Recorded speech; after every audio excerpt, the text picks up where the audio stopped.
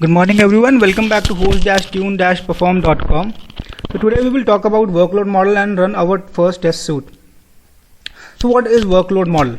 So from very beginning we have been focusing on a term called as production like scenario. And what exactly does this mean? So in performance engineering, production like scenario is very important term and you should understand the meaning of it. So there is no point testing a system which gives you a picture which is not running in production. If you are hitting more requests, then also it is a problem, but if you are hitting less requests, then also it is a problem. So what do I mean by that? I just simply mean if you are hitting less requests, your response time will be less, and if you are hitting more requests, then it means that you are putting more load on the server and your response time will increase. So anyhow, in both the cases you will not get the right picture how the system is behaving in production. So in performance testing, what exactly do you need? You need to make sure that your test resembles the production like scenario. So for example, in this particular test case, test scenario which we are covering in this tutorial, we are focusing on web tools which have a domain of flight booking and all. So what all can be the scenarios? So first scenario can be you can just go and log in. I'm just going back to the login page, signing off. So this is the login page. So first scenario can be every user will come and log in. Second scenario can be people can sign up, right? Third scenario can be there can be an administrator page where administrator can do some things and this might change few things on the system. Fourth scenario can be person and come and book up the flight, so which we have already recorded, right?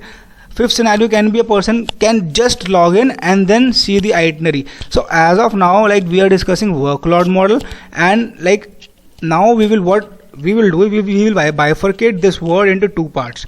So to understand what exactly is workload model and first understand what is work. Work is nothing but these scenarios. So there can be a lot of scenarios. This is a very small website. This is just a website which is created to understand the concept of performance testing, but in real life every tester has a lot of scenarios to test. You may have 150 scenarios, 160 scenarios, and it is very obvious you cannot pick all of them to test performance of the system. So how exactly does performance testing work and how exactly it is different from the Selenium framework? So in Selenium framework, if you are covering 150 scenario, so what do I mean by that? I will just open up one picture in front of you. So let's assume in Selenium framework you have 150 scenarios 1, 2, 3, 4 etc. till 150 scenarios, and in those 150 scenarios you see that out of those 150 scenarios 20 are just reading something from the database, and then 20 are creating something, 20 are updating something, and while others are just some scenarios which are again reading and doing some stuff by Angular on the front end, maybe creating a table or maybe something like that. So those are your 150 scenarios in Selenium framework. But how will you do your performance framework? You will not choose all the 150 scenarios and start recording all of them one by one, saying that this is your first scenario, this is your second scenario. So in workload model, what is exactly work? Work are these scenarios. So understand one point: whenever a person will come to a website, so all of the 100 people will not be doing the same scenario. Someone will be logging in, someone will be booking a flight, someone will be seeing the itinerary, someone will be doing the administrator part, and similarly there will be a lot of scenarios. So in performance engineering, the first task comes is you need to check the critical scenarios out of those 150 scenarios, and you need to pick them up, saying that yes, these are the critical scenarios, and all the other scenarios are very similar to them, which means that all the other scenarios have a very similar APIs, correct? So as you gather all of these APIs, so you, in this particular case, I have picked up these 3 scenarios which I say that these are the critical scenarios, and I have mentioned the detailed steps. So this is nothing but work. So in workload model, we have just defined work as of now. Then after defining the work, every scenario will be done by some particular number of users. So if I say an example of, like, again taking example of this Web2 site, so you can say that you must be using IRCTC for like booking up the Indian Railway tickets. So like person registers only once. So it is very obvious that the number of people who would be registering simultaneously will be less, but the number of people who will be booking a ticket will be more, and then the number of people who will be like seeing the itinerary may be equivalent to number of people who are booking, or maybe more, but it shall be like equivalent. And then the fourth scenario can be like you are changing up your data. So one thing which you can see over here is like how we are choosing up the critical scenarios. Like if a person goes to your website and like updates his details, and a person goes to your website and registers himself, so in one case an update call is triggered, and in the other case like post call is registered for registering. Then like in both the cases you can see that they have a very similar structure. So the time taken, because we are like focused about the time taken in updating and registering would be very similar, because so you can pick any one of them. And similarly, you need to make sure that you are picking up critical scenarios, and after picking up critical scenarios you have to write them into an Excel sheet like this, and this is your work. So workload model is like in which we first define the work, then we define the load. So what do we mean by load? In load we see that how many users, so this is the percentage. So we see that 20 users will be registering, 40 users will be booking a ticket, 30 users will be seeing the itinerary. So which means that I have taken something like this, like saying that if there is a user load of 100 users, out of these 100 users test 10%, and it means 10 users will be registering, 25 users will be logging and booking the ticket, and 65 will be viewing the itinerary. So this is just an example. Every domain has different structure. There are various tools to measure like what exactly people are doing in the production, like in production environment, what exactly the people are doing. So one tool which I worked upon is Pendo. It is a paid tool, and it is like used to make sure like at what all places clicks have happened. So you can just figure out like in what all scenarios how much load was there. So what is load percentage? Like this is the dividing the load between all the different work. So workload model is nothing but like you are dividing the load as per through different works, because in reality when you will be like seeing your web server, in reality web server will not be hit by a single scenario. It will be hit by different scenarios, and every scenario will have different number of users. So in the same way you will have to prepare your script. So as of now you can just see my screen. This is our script. So our first scenario was register user, and like I will just enable it. So this was this register user, and this is a book a ticket. So both of the requests are enabled as of now. I will go ahead and just copy and paste. So it means I have copy pasted the third scenario, second scenario, and I am naming it third scenario, which is view itinerary. So one point again which you need to see over here is I will not be recording of this again, because we have already recorded it. What I will do is I will just go to this second request was this. I will just delete third, fourth, fifth and sixth request, because we are not booking a flight right now, and we are just going to the home page, logging, viewing and logging out. So this is the only thing which we are doing, and so this scenario just contains these steps, and in this particular step I will be deleting the view itinerary request.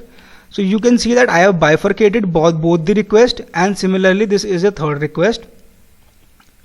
scenario, sorry. So you can see that we have like added all the three scenarios over here. Now if we are running a 100 user test, so it means that we have chosen the three critical scenarios, and all the three critical scenarios will be like should be executed together. And to make sure they are executed together, this should not be checked. If this is checked, all of the thread groups will run one at a time, and this is not what we want, because this will not happen in production. So what we will do is we will go over here and say that this register user will run with 10 simultaneous user. Number of threads will run with 40 simultaneous users, which makes it total 50 users, and now this will run with 50 users, so which makes it 100 users. So this is running for 10 iteration, and ramp up period is 8. So we have not discussed about ramp up period as of now, and like we will be discussing it after some stage. Now I will just go ahead and run the test. So this was like something 2 points something about like our workload model, and there are 2 more points which are think time and pacing, which are also included in workload model. We have already discussed about think time and pacing and what they are, but yes, this workload model contains some parts. First part is the critical scenarios, second part is the how much load will be divided amongst these critical scenarios, third part is when we like see a particular scenario in detail, so at what place what time will be required. Like for filling a form it will be 10 seconds, then for finding flights it will be 20 seconds, and in the same way as per our workload model we need to manage this. So it means that when we go open up this request, so it should have a timer for 10 seconds, because we have mentioned over there that the fill up registration form is for 10 seconds. So it is not mentioned over here because it is given over here.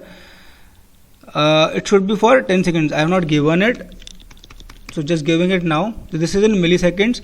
So we have mentioned the time over here. Similarly, we have to mention all these 3 times in the script. So our script should match this make. So this makes sure that we are doing a production like scenario. So this was in short what exactly is workload model, and like now we will go ahead and run our test for the first time. So this is already disabled and view result tree. So we are running, as of now we are running our test in the GUI mode. We can see the JMeter, but this is not recommended. We should never run our test in GUI mode in like live scenario, because this actually puts a burden on the client machine and you may get falsy figures. In the similar way, in last chapter we discussed about perf_mon collector matrix. So perf_mon collector matrix actually collects the results for hardware, but this also have a disadvantage, like it puts some extra load on the server because we have to install the perf_mon agent. You can see our previous chapter for this. So this was the agent which we were required to start to get the results over here. So I am just going ahead and starting it again. But JMeter has another good listener for this. If you go ahead and see the listeners, there is a listener name as I will just go to the plugin manager. It is not available handy. Available plugins, you have a listener over here which is SSS Mon Sampler Corrector.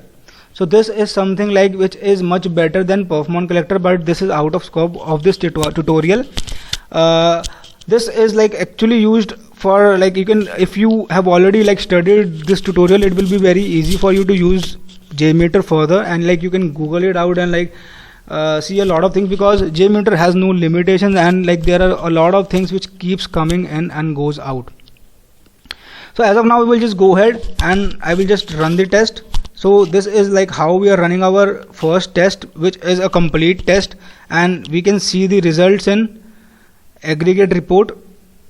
So these are listeners are nothing but our reports. We can see the aggregate report. Similarly, we can see the perf_mon collectors live. So you can use the GUI mode when you are like checking up your script, or if like in non-GUI mode you found some issue and like, you need to make sure while like doing a live test. So this is a good option, but if you are not doing something like this, then you should not go ahead for this particular kind of test. So this was all about workload model. Thank you so much. Let's meet up in the next episode.